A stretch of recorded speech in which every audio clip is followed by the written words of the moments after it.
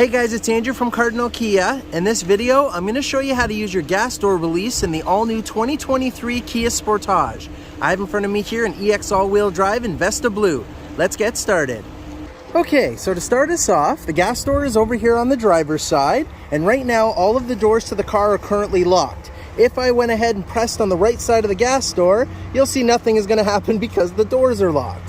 If I go ahead and press the unlock button to unlock the doors, and I press on the right side, you're going to see it is going to pop open now. So this vehicle does lock the gas door with the rest of the doors. And don't forget, when this is open, there is a spot up here that you can go ahead and put the cap, just so that you don't scratch your beautiful paint underneath while you're going and filling up.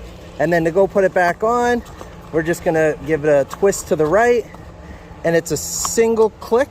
Once that's on, it's all nice and tight, and you go ahead and just make sure that you push it closed. Again, right now the doors are unlocked, so I can open it. I'm going to go ahead and lock the doors now. And if I go and press this, it's not going to open. And that's how you do it. Thanks for watching, guys.